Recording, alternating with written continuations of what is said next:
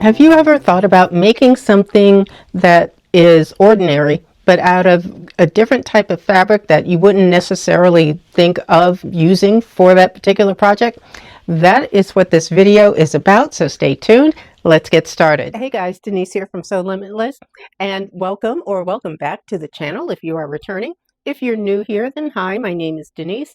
I recorded this entire video and completely forgot to introduce myself, so I'm doing that now so I can put this clip in and then get back to the rest of the video. This is the fabric that I received from Minerva. It is a stretch woven suiting fabric. Now this has a lot of stretch in it and I was a little concerned about that.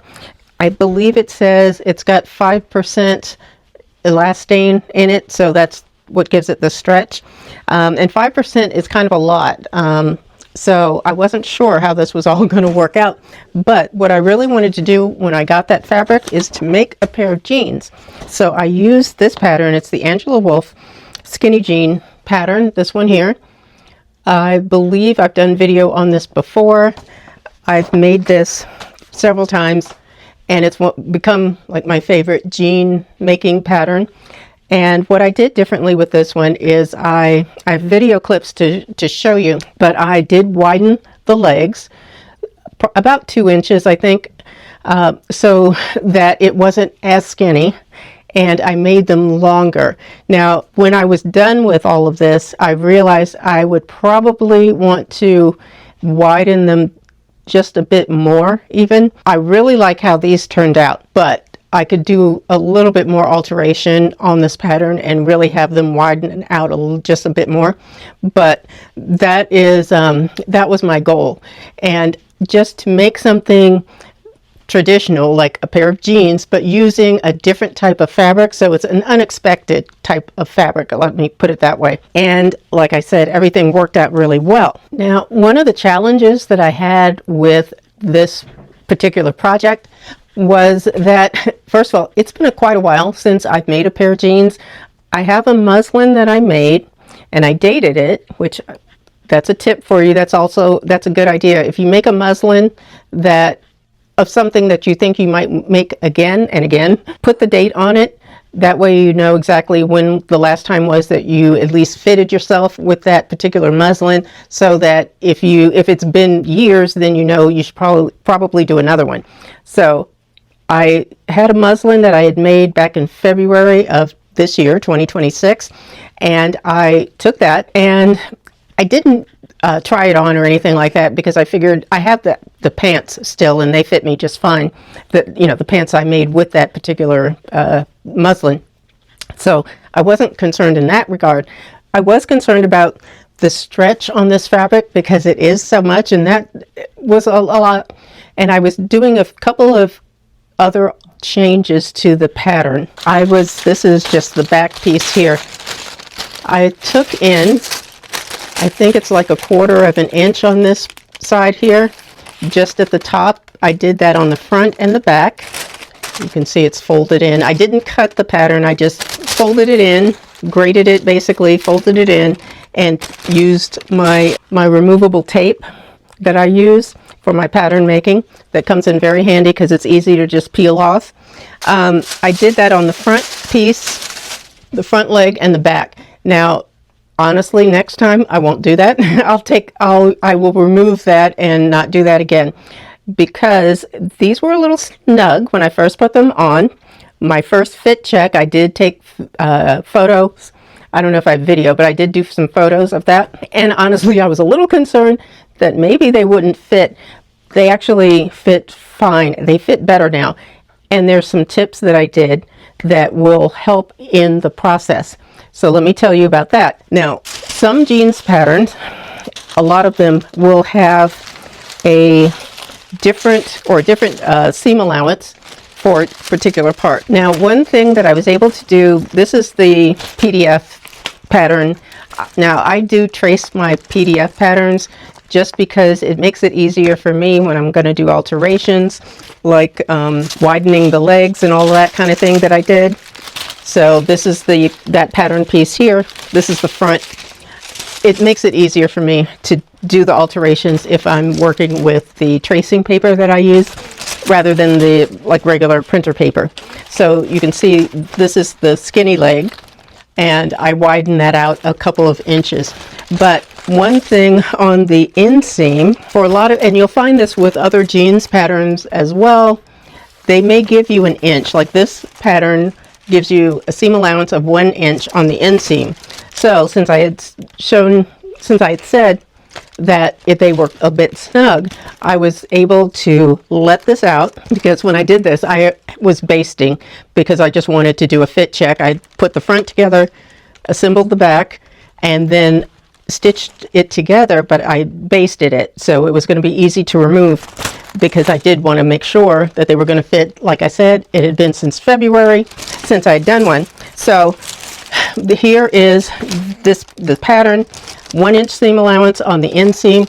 That is actually very helpful because that allowed me to take it from the 1 inch to a 1/2 inch, I believe is what I did. Might have even been a 3/8 of an inch inseam there. Normally, most of the seam allowances with this pattern are 1/2 an inch. But that gives me the room that I needed in order to widen that leg and to make it fit so it wasn't so snug. So that's what I did on that, and that worked out great. So with all of that, I really ended up with something that I really enjoy. And you can't really tell, I don't think, that they're actually, it's just a regular jeans pattern that I've made from denim. I've made from blue denim, from white denim. It's really just a traditional jean look, but with this suiting fabric, it really gives it a different feel, a more elevated look, I think is what people would say. So that is what I was going for. So making something that's very traditional and expected out of an unexpected type of fabric really gives it a very different kind of look. It's more of an elevated type of look, and it's actually, they come across as looking dressier than they actually are. So like I said, this is just a traditional jean, 5-pocket jean pattern. Now this particular pattern comes with a class, a video class. So that's good, so you can kind of watch Angela Wolf making the jeans as she's talking about making the jeans. And so you can see the process. But with something like this, really nice. And like I said, it just gives it more versatility. You could dress it up, you could dress it down. And what I didn't know in choosing this gray fabric from Minerva is that the gray, that type of gray, that color is actually in these days. Gray jeans are a thing. So I was able to find some ideas as far as styling these. Now I just put on a white blouse. It's still very hot here where I am, so I will not be wearing these until it starts to cool off quite a bit. I'm not a wear jeans in the summer type of person because it's just too hot and too humid here where I live, but I can imagine wearing those jeans with a white blouse. You see me with the short sleeve white blouse. I wore a black t-shirt, but I would do in the fall like a long sleeve black blouse, which I actually have one. That's a possibility that I could wear. Also, a vest.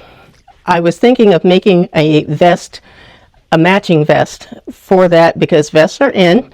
I'm wearing one now, but we'll see. I don't know if I want to do that, so we'll see about that. Also, rather than necessarily making a matching vest, I would personally do something that's a brighter color, like a red or reddish orange type of color, which I think would be gorgeous. And something like that with those jeans would look really nice because it's quite the contrast. So those are just some styling ideas that I have for those particular jeans. Now, one thing I will tell you about doing the top stitching for jeans, 9 times out of 10, personally, I will use the same color thread. I just like to do that. I like the way it looks. And because it blends in with the jeans, if you make a mistake, it's not as big of a deal. So that is something to keep in mind. But sometimes I just like that coordinated look where it's all you know, close to the same color without the contrasting top stitching thread. So that's just something I wanted to let you know, that you don't always have to use something like a different color thread for the top stitch. Also, this is a triple stitch. That's how I do my jeans top stitching. That stitch is available on pretty much any sewing machine, and it's just the triple stitch that I've done 2 rows of, and this is regular sewing thread, just regular machine thread, Coats and Clark or Gutermann. That's generally what I use. It is not a top stitching thread, and I do that with the majority of my jeans, so just to let you know. Now, like I said, it's been quite a while since I had made a pair of jeans, so these are not perfect. The button, well, it's not that the button is off. The button is in the right place, the jean button, but the button hole is off a little bit, and that was because I had problems doing the buttonhole on my machine. So what I ended up doing is I started the buttonhole on the machine, and then it wasn't working. So I just finished it off by hand. But what I will do to really sort of put the button so it's visibly better looking, I will lengthen this buttonhole here and then whip stitch, and I can actually, if I need to, I can stitch up some of this at the other end and either do a decorative stitch or just a zigzag stitch or something like that. No one's really going to notice it because they're my jeans, and who's staring at your pants like that? That would be weird. So yeah, that is the only thing that was a bit off with these, but I am very happy with how they turned out. This fabric is really soft, and it's a bit drapey, as you can see. It's not stiff like a denim. It's a suiting fabric, so you would, you know, imagine like a skirt or a pantsuit, something like that. But I did jeans because that's what I wear. So this is like a transition into fall type of an outfit. So happy with how everything worked out.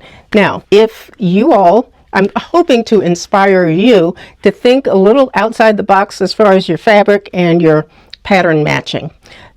You don't always have to do the traditional or expected fabric for a particular garment. So, you know, kind of expand what you're thinking and give something a try. You know, you never know. And 9 times out of 10, it's going to work out just fine. You shouldn't really have problems with putting 2 different types of things together. So anyway, that is my goal. My hope for you is to inspire you to just sort of think a little differently about your fabrics and your patterns when you put them together. And as far as what I'm wearing today, this is an outfit that I made, I think it was last summer, spring. But it is a simplicity pattern. I cannot remember the number right now, but it's the vest, and I have the shorts on, which you cannot see, but I have the shorts on. I have a video I can show you. And the shorts are from Colette Patterns, the Iris shorts. Colette is now Seamwork. Seamwork is actually doing Design Your Wardrobe. So if you all are interested in that, I can leave you information about that as well. That is basically it for this video. If you do have any questions or comments, please leave them down below. Also, give the video a thumbs up and like, comment, share. That is how my videos can be pushed out to others who might be interested in my sewing. I do thank you all for watching. I appreciate your time. Take care, and I'll see you in the next video. Bye-bye.